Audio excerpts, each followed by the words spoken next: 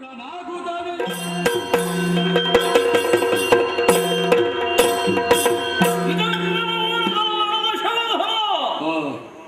ನಡುರಾತ್ರಿಯಲ್ಲಿ ಎದ್ದು ಯೋಚಿಸುವಂತಹ ಕಾಲಘಟ್ಟವೊಂದು ನಿರ್ಮಾಣವಾಗಿ ಹೋಯಿತಲ್ಲವೇ? ಕಾರಣವಿದೆ ಅದಕ್ಕೆ.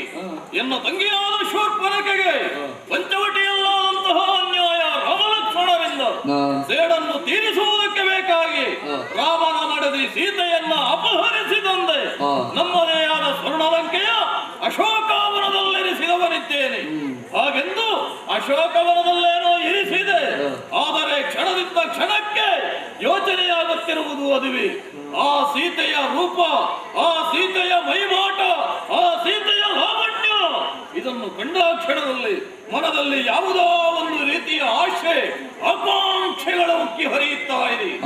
ಮಡದಿಯಾದ ಮಂಡೋದರಿಯ ಜೊತೆಯಲ್ಲಿ ಅಂತಪುರದಲ್ಲ ಬರಗಿದ್ದವನು ನಾನು. ತದಕ್ಷಣವೇ ಎಚ್ಚರವಾಯಿತು. ಕಾರಣವಿದೆ. ಸೀತೆಯ ರೂಪ ನನ್ನ ಕಣ್ಣಿಗೆ ಗೋಚರವಾಗುತ್ತಾ ಇದೆ. ಸೀತೆಯ ಸನಿಹಕ್ಕೆ ಹೋಗಬೇಕು, ಸೀತೆಯನ್ನು ಮಾತನಾಡಿಸಬೇಕು, ಆ ಮೂಲಕವಾಗಿ ಆಕೆಯ ಜೊತೆಯಲ್ಲಿ ಒಡಗೂಡಬೇಕು. ಈ ಆಶೆ ಅಧಿಕವಾಗುತ್ತಾ ಇದೆ. ಆದುದರಿಂದಲೇ ಈ ಪರಿವರ್ತನೆಯನ್ನು ಮಾಡಿಕೊಂಡವನು ನಾನು. ದಶಕಂಠನಾದವ ಏಕಕಂಠನಾಗಿದ್ದೇನೆ. ಈಗ ಸುಂದರ ರಾವಣನಾಗಿದ್ದೇನೆ. ಆದರೆ ಒಂದು ಹೋಗುವುದು ನಾನು ಮಾತ್ರವೇ ಹೇಳಿ. ನಮ್ಮವ ಇದ್ದಾನೆ, ನಮ್ಮ ಸಖ ಒಬ್ಬ, ಅವನನ್ನು ಮೊದಲೇ ಹೇಳಿದ್ದೇನೆ ನಾನು. ಬೇಕಾದಂತಹ ವ್ಯವಸ್ಥೆಯಲ್ಲಿರಬೇಕು. ಯಾವಾಗ ನಾನು ಹೋಗುತ್ತೇನೆ ಹೇಳುವುದಕ್ಕಾಗುವುದಿಲ್ಲ. ನಮ್ಮ ಮನಸ್ಸಿನ ಭಾವನೆಗಳು ಉಕ್ಕಿ ಹರಿಯುವುದು ಹಾಗೆ. ಏನಾದರೂ ಒಂದು ಯೋಚನೆ ಮಾಡಿ ಇಂತಲಿಗೆ ಹೋಗೋಣ ಅಂತಾದ್ರೆ ಆ ಕ್ಷಣದಲ್ಲೇ ಹೋಗುವ.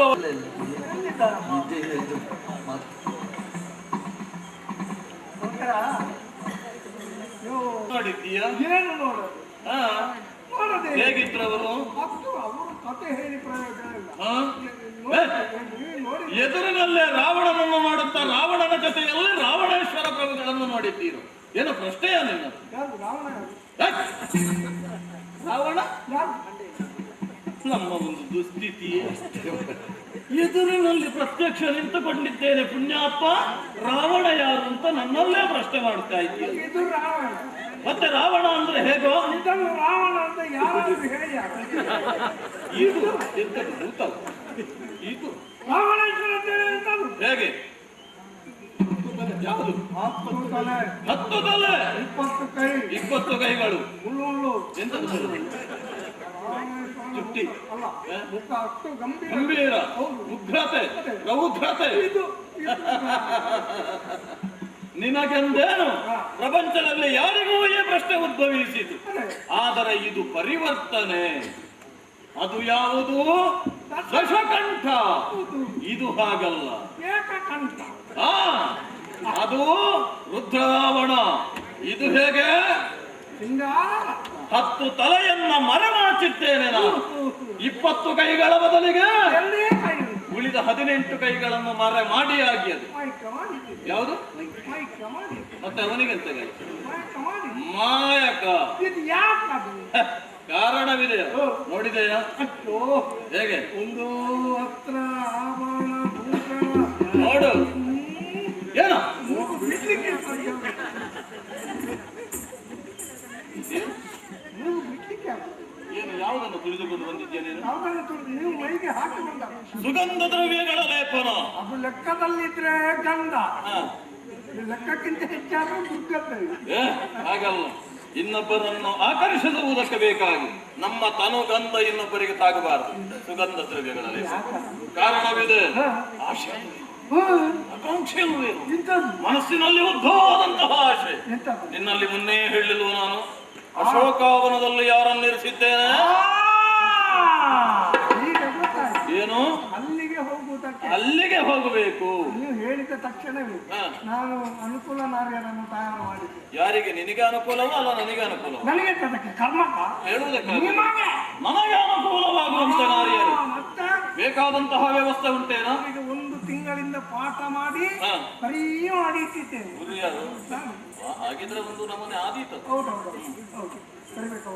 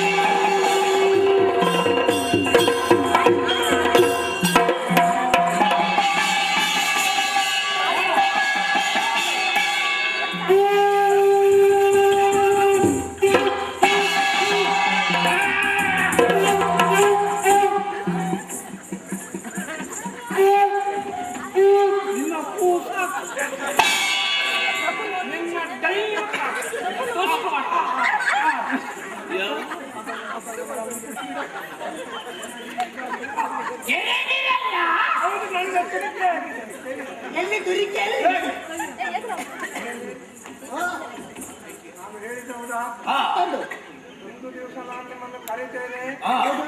ಒಳ್ಳೆ ಕೆಲಸ ಉಂಟು. ಅಶೋಕಾವನಕ್ಕೆ ಹೋಗ್ಬೇಕು. ಅಶೋಕಣ್ಣನ ಮನೆಗೆ ಹೋಗಿ. ಅಶೋಕಣ್ಣನ ಮನೆಗಲ್ಲ, ಮತ್ತೆ ಅಶೋಕಾವನಕ್ಕೆ. ಒಣಕ್ಕೆ ಒಣಕ್ಕೆ ಒಣಕ್ಕೆ ಅಲ್ಲ, ಒಣ ಒಣ ಒಣಕ್ಕೆ ಮಹಾಪ್ರಭುಗಳಿದ್ದಾರೆ, ಗೊತ್ತಾಯ್ತಲ್ವಾ?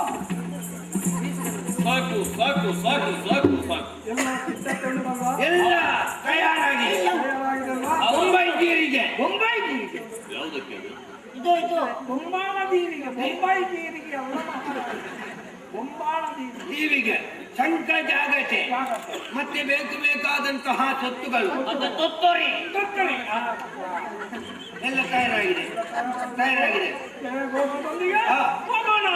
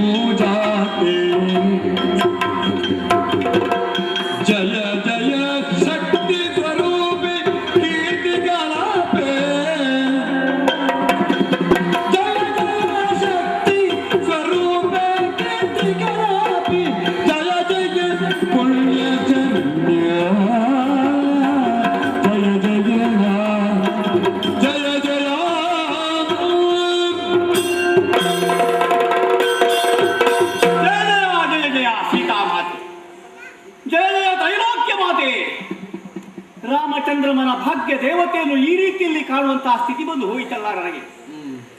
ಶಿಂಶುಪಾ ವೃಕ್ಷದಡಿಯಲ್ಲಿ ಅದು ರಾಮನಾಮ ವ್ಯಾಹೃತಿಯಲ್ಲೇ ಕಾಲವನ್ನು ಕಳೆಯುತ್ತಿರುವಂತ ಜಗಜ್ಜನನನ್ನು ಕಾಣ್ತಾ ಇದ್ದೇನೆ. ಸಂತೋಷವಾಯಿತು ನನಗೆ. ಆದರೆ ಕೋಶಾವಸ್ಥೆಯನ್ನು ಸೇರಿದಂತಹ ಶಿಶುವಿನ ಹಾಗಿದ್ದಾಳೆ ಮಾತೆ ಈ ಕಾಲಕ್ಕೆ. ಉಭಯ ತೊಡೆಗಳ ಮಧ್ಯೆ ತನ್ನ ಶಿರವನ್ನಿರಿಸಿ ರಾಮಧ್ಯಾನ ಮಾಡ್ತಾ ಕಾಲ ಕಳೆಯುತ್ತಾ ಇದ್ದಾನೆ. ನೋಡಿದರೆ ಕೋಶಾವಸ್ಥೆಯ ಶಿಶುವಿನಂತೆ ಲೋಕದ ಮಾತೃತ್ವವೇ ಶಿಶುತಲವನ್ನು ಸೇರಿದೆ, ಕೋಶಾವಸ್ಥೆಯನ್ನು ಸೇರಿದೆ ಅಂತ ಅರ್ಥ. ದುಷ್ಟನಾದಂತಹ ರಾವಣನ ದೌಷ್ಟ್ಯದಿಂದಲಾಗಿ ಮಾತೇರಲ್ಲ ಈ ಸ್ಥಿತಿಗೆ ಇಳಿದಿದ್ದಾರೆ. ಈ ರೀತಿಯಾದಂತಹ ಸ್ಥಿತಿಯಿಂದ ಬಿಡುಗಡೆ ಹೊಂದಿ ಮಾತೆಯರು ಸಂತೋಷವನ್ನು ಹೊಂದಲೇಬೇಕು. ಅದಕ್ಕಾಗಿ ರಾಮಚಂದ್ರ ದೇವರು ಬರಲೇಬೇಕು. ಇವಳನ್ನು ಕಂಡಿದ್ದೇನೆ.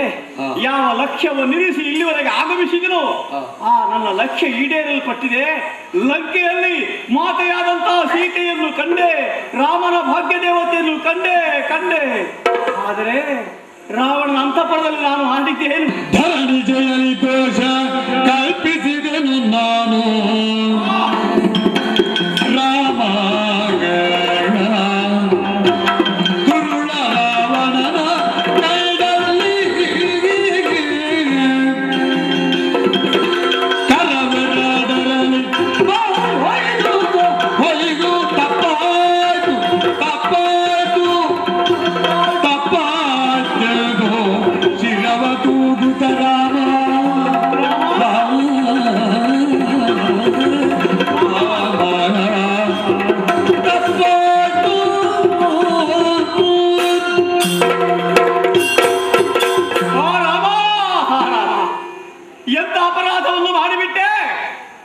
ಮಾತೆಯ ಮೇಲೆ ಅಪವಾದವನ್ನು ಹೊರಿಸಿ ಬಿಟ್ಟಿನಲ್ಲ ನಾನು. ರಾವಣನ ಅಂತಃಪುರವನ್ನು ಪ್ರವೇಶ ಮಾಡಿದಂತ ನಾನು ಭ್ರಮೆಗೊಳಗಾಗಿ ಸೀತಾಮಾತೆ ಎಂದೇ ತಿಳಿದು ಇವಳ ಬಗ್ಗೆ ಅಪವಾದವನ್ನು ಹೊರಿಸಿಬಿಟ್ಟೆ. ಅಯ್ಯೋ ದೇವರೇ, ತಾಯಿಯ ಮೇಲಿಂತ ಅಪವಾದವನ್ನು ಹಾಕಿದಂತ ಮಗನಿಗೆ ಏನು ಶಿಕ್ಷೆ, ಪ್ರಾಯಶ್ಚಿತ್ತ ಏನು ಮಾಡಿಕೊಳ್ಳುವುದಪ್ಪ? ಈ ಪಾಪಕ್ಕೆ ಏನು ಪ್ರಾಯಶ್ಚಿತ್ತ? ನಾನು ಮನಸ್ಸಿನಲ್ಲಿ ಕೊರಗುತ್ತಿರುವುದೇ ಒಂದು ರೀತಿಯ ಪ್ರಾಯಶ್ಚಿತ್ತವಲ್ವೇ? ಆದರೆ ಸಾಲದಪ್ಪ, ತಾಯಿಯ ಮೇಲೆ ಅಪವಾದ ಹಾಕಿದಂತ ಮಗನು ಏನು ಮಾಡಬೇಕು? ತಿಳಿದು ಮಾಡಿದ್ದಲ್ಲ, ತಿಳಿದೇ ಮಾಡಿದ್ದಾದ್ರೂ ಪ್ರಮಾದವಾದ್ರೂ ತಪ್ಪು ತಪ್ಪೆ. ಅದಕ್ಕಾಗಿರುವಂತಹ ಮಾರ್ಗ ಒಂದೇ. ಯಾವ ಬಾಯಿಂದ, ಯಾವ ನಾಲಿಗೆಯಿಂದ ನಾನು ಹೇಳಿಕೊಂಡೆನೋ ಆ ಬಾಯಿಯ ಮೇಲೆ ಉಭಯ ಕರಗಳಿಂದ ಹೊಯ್ದುಕೊಂಡ್ರೆ ಮಾಡಿದ ಆ ಪಾಪ ದೂರವಾಗಿದ್ದದಂತೆ. ರಾಮ ರಾಮ ರಾಮ ರಾಮ ರಾಮ, ಅಪರಾಧ ಮಾಡಿಬಿಟ್ಟಪ್ಪ. ಏನದು ಏನು?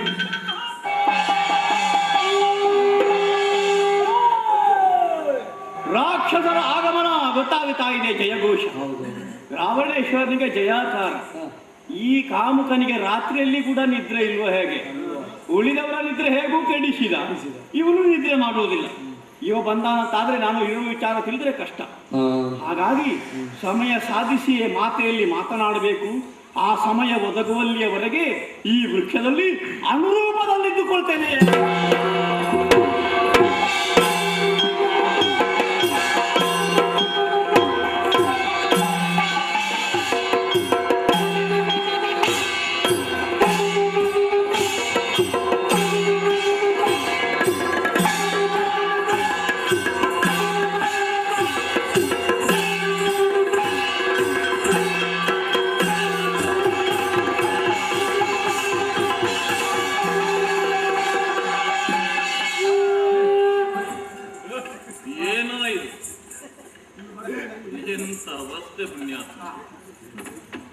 ಹೇಗೆ ಅಶೋಕಾವನಕ್ಕೆ ಬಂದಾಗ ಒಂದು ತಲುಪಿಯಾಗಿ ಅದೇ ಸಿಪ್ಪೆ ಮರದ ಅಡಿಯಲ್ಲಿ ಯಾವುದು ಶಿಂಶಿಪ್ತ ಮರದ ಅಡಿಯಲ್ಲಿ ಸೀತೆ ತಂದ ವಸ್ತುಗಳನ್ನೆಲ್ಲ ನಾವು ಹೇಗೆ ಮಾಡಲಿ? ಏನು ಮಾಡುವುದಲ್ಲ, ನನ್ನಲ್ಲಿ ಇದ್ದದ್ದೇ ಏನು ಮಾಡಲಿ? ಮಾಡುವುದು ಬೇಡ, ಉಂಟಲ್ಲ ತಲೆಯಲ್ಲಿ. ನಿಮ್ಮ ವಸ್ತುಗಳನ್ನೆಲ್ಲ ಅಲ್ಲಿ ಪಾದ ಮೂಲದಲ್ಲಿ ಇಟ್ಟು ಕಾಲಿಗೆ ಅಡ್ಡ ಬಿದ್ದು ಇಲ್ಲಿ ಬನ್ನಿ. ಅಮ್ಮ ರೈತಿ ನೀನೊಂದು ದೂರದಿಂದ ಬಂದು ಬರ್ತಾ ಇದ್ದ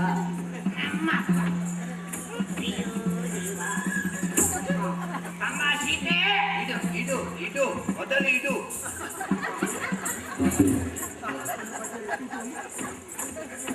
ಇಲ್ಲಿ ಜಾಗ ಇಲ್ಲ, ಎದುರು ಮೇಲೆ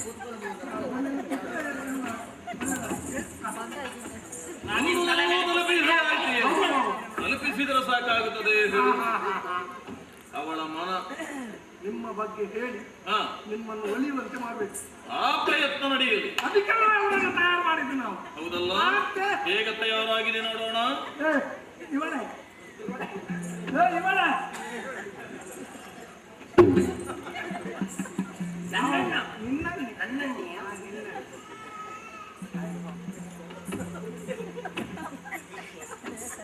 ರಾವಣೇಶ್ವರನ ಬಗ್ಗೆ ಸೀತಾದೇವಿಯಲ್ಲಿ ತಿಳಿಸಿ ಸೀತಾದೇವಿ ರಾವಣೇಶ್ವರ ಮಹಾಪ್ರಭುಗಳಿಗೆ ಹೊಲಿಯುವ ಹಾಗೆ ಮಾಡಬೇಕು. ಒಟ್ಟಾರೆ ಈಗ ಹೊಲಿಬೇಕು ಸೀತಾದೇವಿ. ಅದನ್ನು ನಾನು ನಿನ್ನ ಬಾಯನ್ನು ಹೊಲಿತೇನೆ, ಹೊಲಿಯುವಂತೆ ಮಾಡಬೇಕು. ಅದೇ ನಾನು ಅದನ್ನೇ ರಾವಣೇಶ್ವರನ ಯೋಗ್ಯತೆ ಎಲ್ಲ ಹೊಲಿತೇನೆ. ನೀವು ನನ್ನ ಪ್ರತಿಭೆ ಗೊತ್ತಿಲ್ಲ ನಿಮಗೆ. ನನ್ನ ಪ್ರತಿಭೆ ನೀವು ಅವಕಾಶ ಬಂದಿಲ್ಲ. ಈಗ ನೋಡಿ ನನ್ನ ಪ್ರತಿಭೆ ನೋಡಿ. ದಾನವೇಂದ್ರನ ಕೋಡಲ್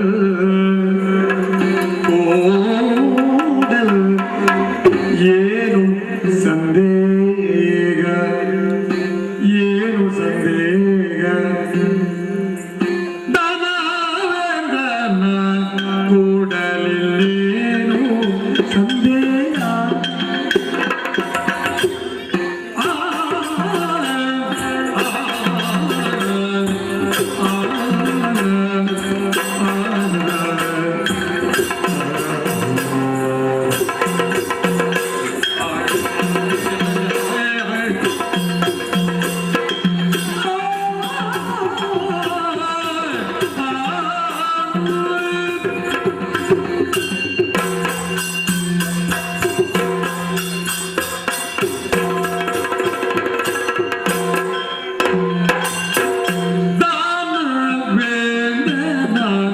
ಕೂಡಲು ಕೂಡಲು ಕೂಡಲು ಕೂಡಲು ಇನ್ನೇನು ಸಂದೇಗ ಎಲ್ಲೇನು ಸಂದೇಗ ಓ ಜಾನಕಿ ಸುಮ್ಮನೆ ಅನುಮಾನವೇ ಕಮ್ಮ ಬೀಳು ಓ ಜಾನಕಿ ಸುಮ್ಮನೆ ಅನುಮಾನವೇ ಕಮ್ಮ ಬೀಳು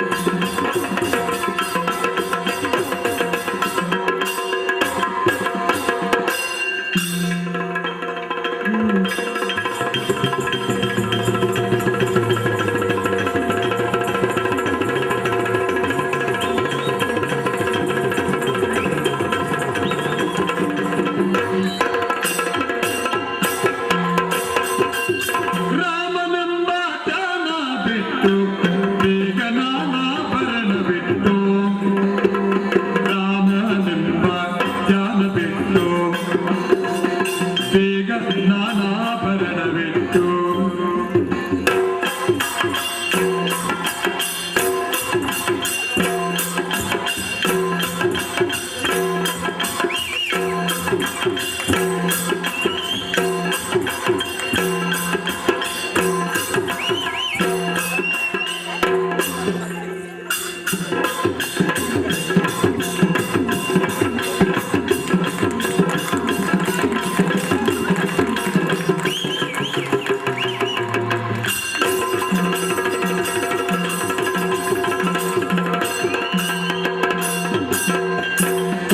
ರಾವಣನುಳು ಪ್ರೇಮವಿಟ್ಟು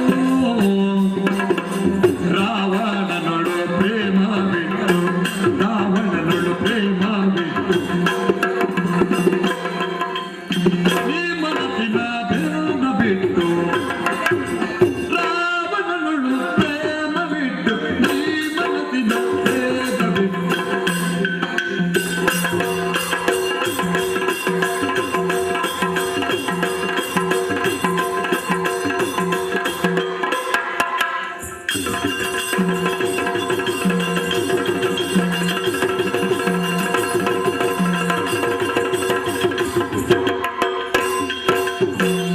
ದಾನವೇಂದ್ರನ ಕೂಡಲ್ ಇಲ್ಲೇನು ಸಂದೇಗ ಏನು ಸಂದೇಗ ಜಾನಕಿ ಸುಮ್ಮನೆ ಅನುಮಾನವೇ ಕಮ್ಮ ಬೀಳು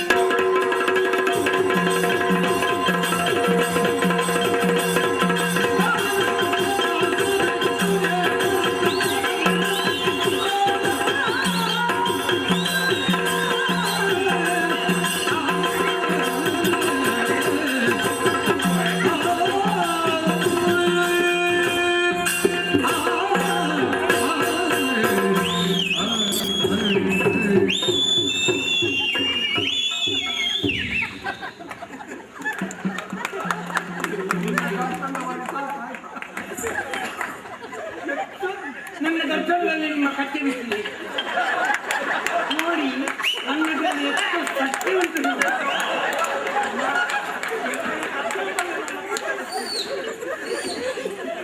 ಸ್ವಾಮಿ ಪ್ರಾರಂಭಿಸಲಿ.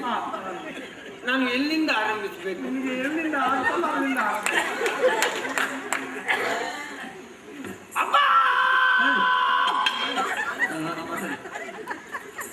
ನಿನಗೆ ಸ್ವರ ಉಂಟು ಒಟ್ಟು ಗೊತ್ತಿರುವುದು. ನೀವು ಎಲ್ಲಿಂದ ಅದು ಆರಂಭಿಸು ಅಂತ ಹೇಳಿದ್ಯಾಕೆ ಮತ್ತೆ? ಅಲ್ಲಿಂದ ಬೇಡ, ಮತ್ತೆ ಸೌಮ್ಯ ಸ್ವರದಲ್ಲಿ ಒಂದು ಮಧ್ಯದಲ್ಲಿ ಮಧ್ಯದಲ್ಲಿ ತಕೊಂಡು ಅಮ್ಮ